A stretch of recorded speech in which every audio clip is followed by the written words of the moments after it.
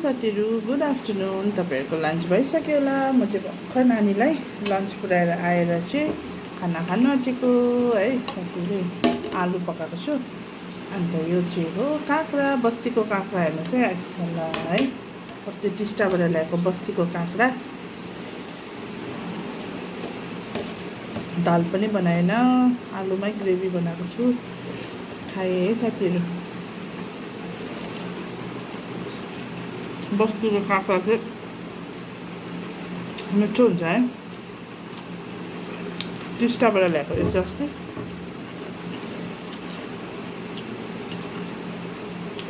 अब गरममा दामी हुन्छ काँक्रा। डिटक्स वाटर बनाएर राख्यो भने पनि एकदम राम्रो हुन्छ है।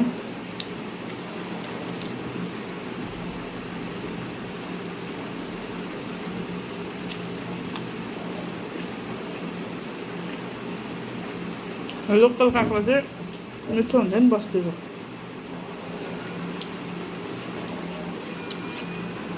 अब चाहिँ माम खाएर एकछिनबाट चाहिँ हाट जान्छु साथीहरू।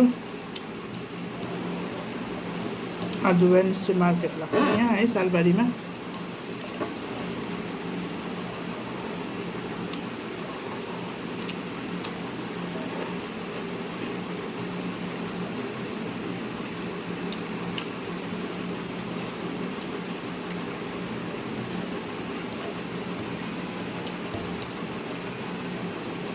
तपाईँहरूले के खानुभयो लन्चमा?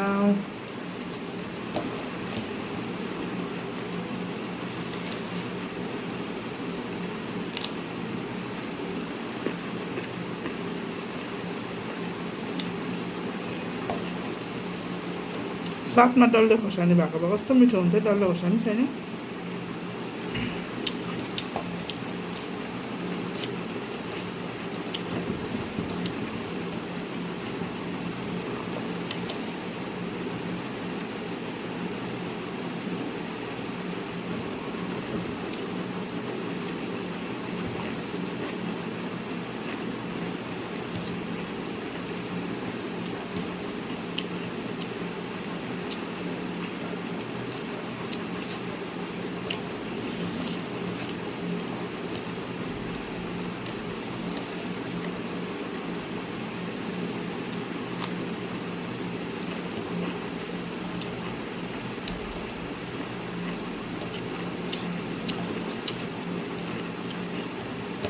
डल्ले खोर्सानीलाई चाहिँ म मिस गर्दैछु।